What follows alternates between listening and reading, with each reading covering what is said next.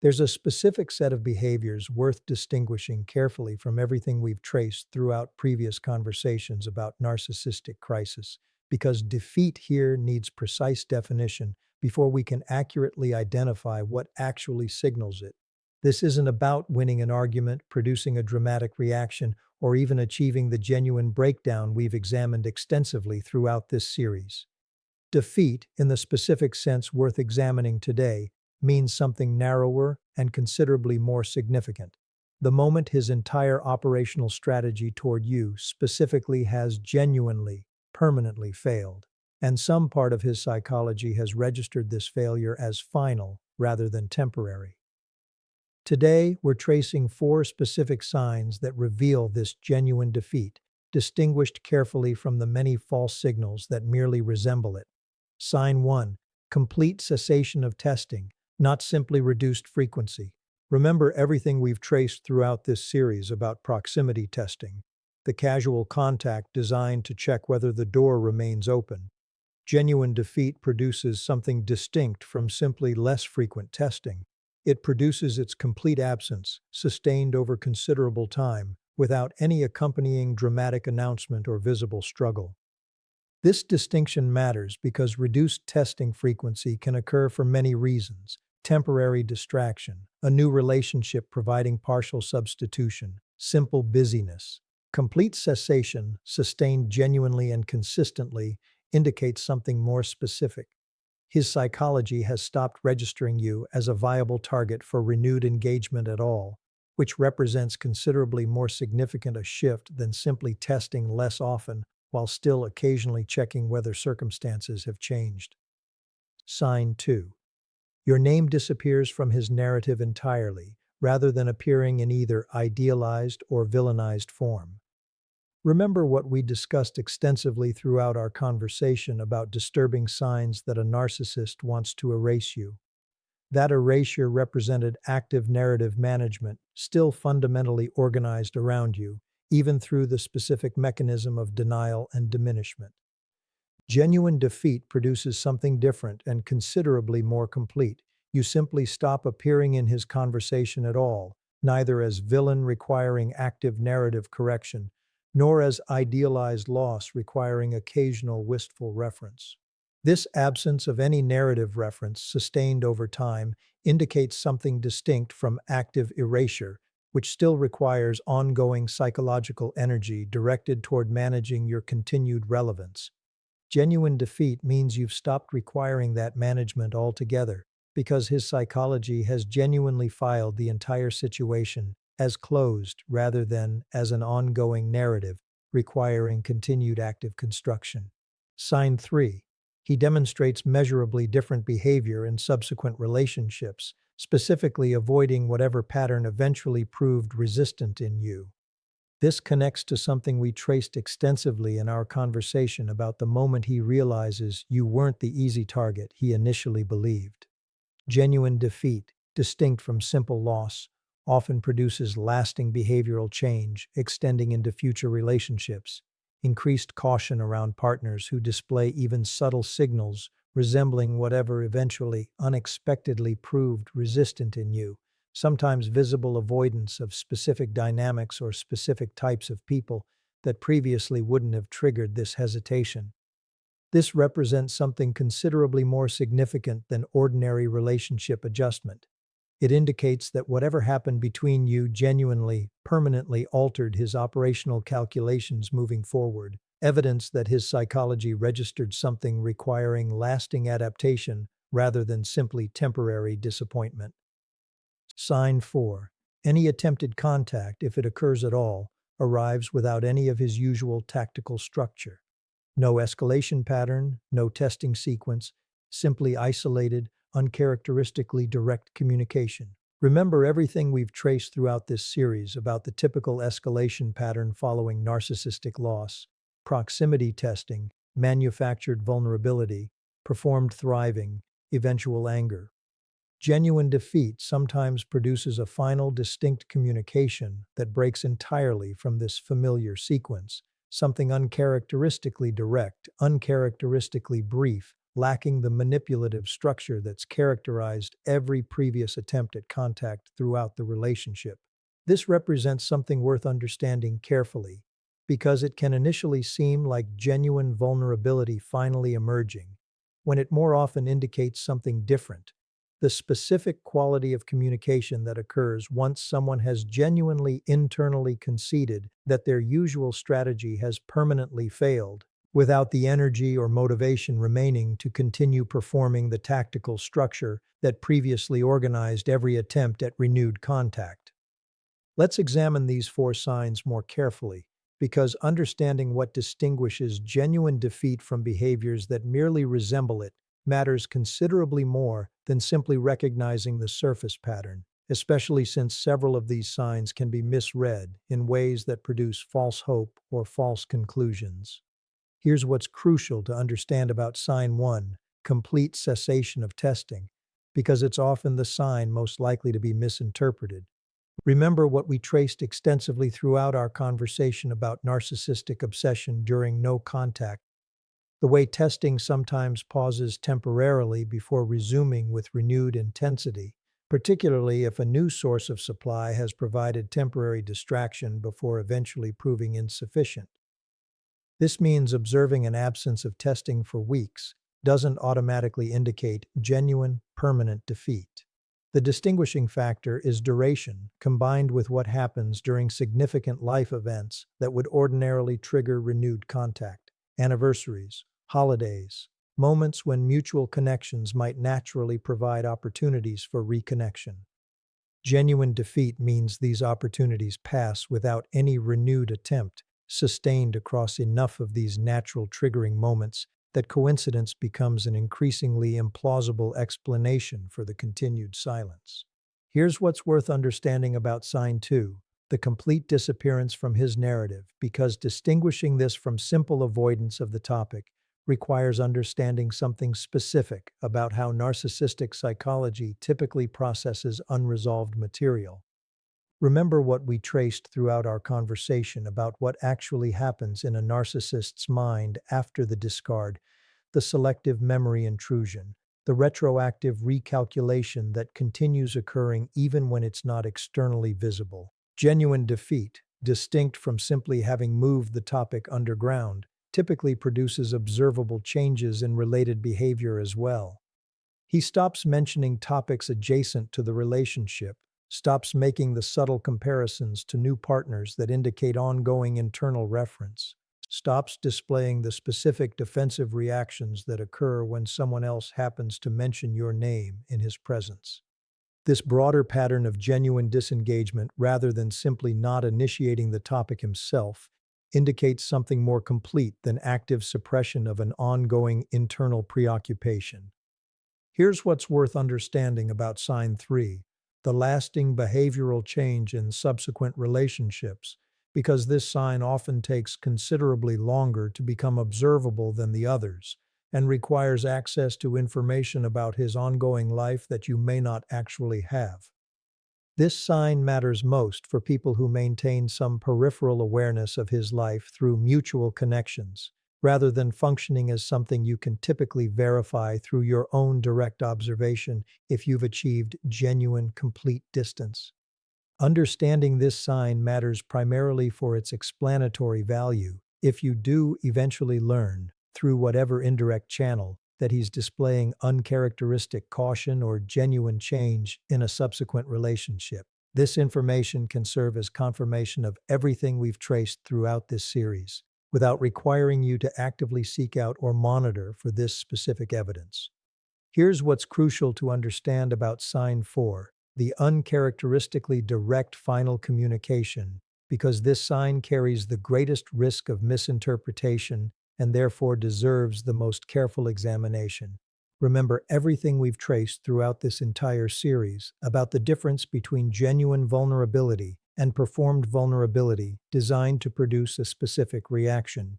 A communication that breaks from his usual tactical structure can indicate genuine defeat, exactly as we've described. But it can also indicate something considerably more sophisticated: a deliberate shift in tactics precisely because his usual approach has stopped working, a recognition that uncharacteristic directness might succeed specifically because it differs from everything you've learned to recognize and resist throughout the relationship. This distinction matters enormously, and here's the practical way to differentiate genuine defeat from this more sophisticated tactical shift. Genuine defeat's uncharacteristic directness typically doesn't request anything from you, doesn't ask for reconciliation, doesn't seek any response at all. It often reads more like a statement made for his own internal processing than a message genuinely directed at producing your engagement, something closer to acknowledgement offered without expectation rather than vulnerability performed specifically to draw you back into contact. If the uncharacteristically direct communication includes any request, any expectation of response, any invitation to reconnect, treat it with the same caution we've traced throughout this entire series regarding manufactured vulnerability, regardless of how genuinely different it feels from his previous, more obviously manipulative attempts. Here's something crucial worth understanding about why distinguishing genuine defeat from these false signals matters so much for your own well-being, beyond simply satisfying curiosity about his internal state. Remember everything we've traced throughout this entire series about the trap of continued monitoring, even monitoring disguised as sophisticated pattern recognition. If you find yourself actively searching for these 4 signs, treating their presence or absence as information requiring your ongoing attention and interpretation, you've likely slipped back into exactly the kind of continued engagement we've cautioned against throughout dozens of previous conversations, regardless of how intellectually sophisticated the framework for that engagement happens to be. Because here's what all of this ultimately needs to lead toward, and it's worth being direct about it rather than leaving this conversation as simply a more sophisticated version of pattern tracking that quietly keeps you oriented around him, despite everything we've traced throughout this entire series about why that orientation ultimately costs you more than it serves you. The first thing worth understanding clearly is that recognizing genuine defeat, however satisfying that recognition might feel, was never actually meant to become your ongoing project. Remember everything we've established throughout this entire series about detachment being the only thing that genuinely works. If you find yourself checking for these 4 signs, analyzing every piece of information that reaches you through indirect channels, treating the absence or presence of testing, narrative disappearance, behavioral change, or uncharacteristic communication as data requiring your continued attention and interpretation, you've transformed genuinely useful psychological understanding into exactly the kind of sophisticated, disguised monitoring we've cautioned against throughout dozens of previous conversations in this series. This matters because the actual value of understanding these 4 signs isn't ongoing verification. It's retrospective clarity, available to you if and when information happens to reach you through the natural course of your continued life, without requiring active pursuit or continued vigilance on your part. There's a meaningful difference between occasionally, passively noticing that a piece of information matches something we've discussed today, versus actively structuring your attention around discovering whether these signs have finally sufficiently accumulated to confirm genuine defeat has occurred. Here's the second thing worth understanding, one that circles back to something we've emphasized throughout this entire series in countless different forms. Whether genuine defeat has actually occurred, using whatever precise definition we've traced throughout today's conversation, ultimately doesn't change anything about what you need to do moving forward, or what your own healing genuinely requires. Remember everything we've established about how his psychological experience, however genuinely fascinating to trace and understand, was never actually the validation your own peace needed to depend on. This remains true regardless of whether genuine defeat, as we've defined it today, has actually taken hold, or whether he remains somewhere in the earlier, more active stages of the crisis we've traced throughout many previous conversations in this series. Your own continued healing, your own continued life, your own continued wholeness doesn't require confirmation of his defeat in order to be genuinely, completely real and valid. This is worth stating directly, because everything we've traced today, however intellectually satisfying to understand, could easily become another sophisticated reason to keep some portion of your attention oriented around him, waiting for sufficient evidence to accumulate before you finally completely allow yourself to move forward without qualification. Here's the third thing worth understanding, one that addresses something important about how to actually use everything we've traced throughout this entire conversation in a way that genuinely serves you. If information happens to reach you through whatever indirect channel that seems to confirm one or more of these four signs, allow yourself to receive this information simply as interesting confirmation, without requiring it to become the foundation of continued analysis or continued monitoring for additional confirming evidence. Notice it. Acknowledge whatever genuine satisfaction it produces, and then return your attention to your own life, exactly the way you would with any piece of information that happens to cross your path without requiring ongoing investigation or continued tracking. Here's the fourth and final thing worth understanding, the piece that ultimately matters most as we close this conversation. The four signs we've traced today: cessation of testing, disappearance from narrative, lasting behavioral change, uncharacteristic final communication, describe something genuinely real about how narcissistic psychology processes genuine permanent defeat when it actually occurs. Understanding this accurately serves you by dismantling any lingering fear that his apparent confidence or apparent ease genuinely reflects the complete story of what your absence produced in him. But this understanding was never meant to become a checklist you actively work through, searching for confirmation before you're willing to finally, completely release your own continued attention from his ongoing story. You don't need to confirm genuine defeat has occurred in order to genuinely, completely move forward with your own life. You don't need these four signs to appear in whatever combination or whatever sequence before you're permitted to stop wondering, stop checking, stop treating his internal experience as unfinished business requiring your continued, ongoing attention. Whatever happened, whatever continues happening, on his side of a separation you've already correctly maintained belongs entirely to his own separate journey, regardless of whether it eventually technically qualifies as the genuine defeat we've spent this entire conversation carefully defining.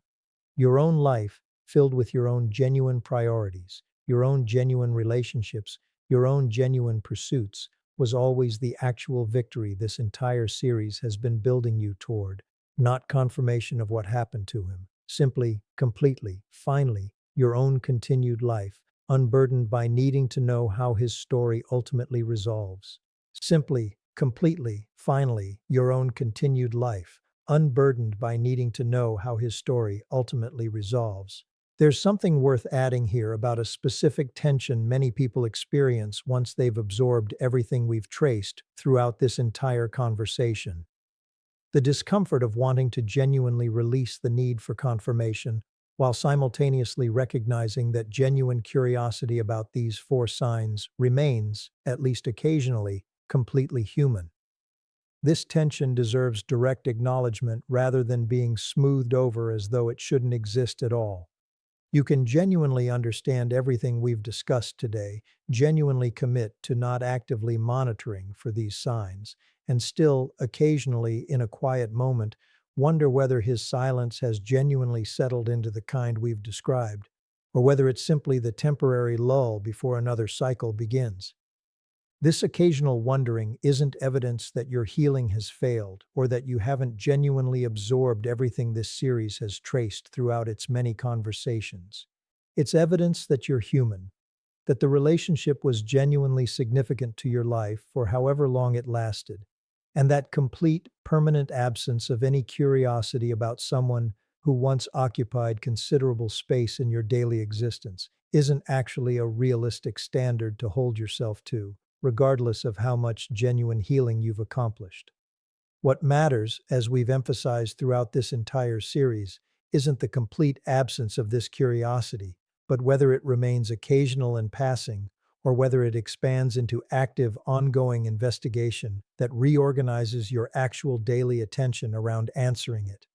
Here's something else worth understanding about why these four signs specifically matter less than they might initially seem to, once you've traced the entire trajectory of this conversation carefully.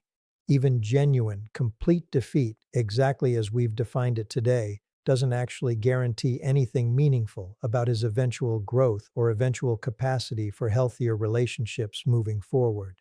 Remember everything we've established throughout this entire series about the structural, rather than simply situational nature of narcissistic psychology. Genuine defeat, in the specific sense we've traced today, his operational strategy toward you specifically permanently failing, doesn't automatically translate into the kind of comprehensive psychological transformation that would make him genuinely safer for whoever encounters him next. It might simply mean his strategy adapts, becomes more sophisticated, learns from whatever specifically proved resistant in you without ever addressing the underlying structural incapacity that produced the harmful behavior in the first place. This matters because it prevents a specific kind of misplaced satisfaction that could otherwise develop from today's conversation. The belief that confirming genuine defeat somehow means justice has been served, that his story has reached a satisfying, complete resolution simply because his specific strategy against you specifically has permanently failed. Real justice, in the sense most people actually mean when they hope for it, would require genuine accountability, genuine transformation, genuine change in the underlying patterns that caused harm, none of which the four signs we've traced today actually guarantee or even suggest is occurring. What these four signs confirm is considerably narrower and considerably more limited, that his specific approach toward you specifically has stopped functioning, nothing more comprehensive than that. Here's a final consideration worth carrying forward from this entire conversation, one that connects to something we've emphasized throughout many previous discussions in this series. The actual, lasting value of everything we've traced today lives not in your capacity to identify these four signs accurately, but in what recognizing them, even briefly, ultimately confirms about your own journey. If you do encounter evidence suggesting genuine defeat has occurred, through whatever indirect channel, at whatever point in your own continued healing, let that evidence serve as confirmation of something you likely already know at a deeper level, that your own transformation throughout this relationship was genuine, significant, and powerful enough to permanently alter someone's operational strategy in a way ordinary relationship endings typically don't produce. This confirmation, when it arrives, deserves to be received the same way we discussed receiving any piece of information about him throughout this entire series, with brief, genuine acknowledgement, followed by return to your own continued life. Not as an invitation to dig deeper, to seek additional confirmation, to build an ongoing project around fully verifying and understanding the complete scope of what happened to him afterward. Simply as one more piece of evidence among many you've likely already gathered throughout your own healing process, that you survived something genuinely difficult and emerged from it genuinely transformed, in ways significant enough to register even within a psychological structure specifically built to avoid registering exactly this kind of lasting impact from anyone. You already know what you accomplished. The four signs we've traced throughout this entire conversation simply describe what that accomplishment sometimes, eventually looks like when it becomes externally visible, on his side of a story that was always ultimately about your own genuine growth rather than about producing any specific confirmable outcome in him. Whether or not you ever receive clear confirmation that genuine defeat has occurred, your own transformation remains exactly as real, exactly as significant, and exactly as complete as it already is, right now, regardless of what continues unfolding in a story that no longer requires your continued attention in order to have already genuinely mattered.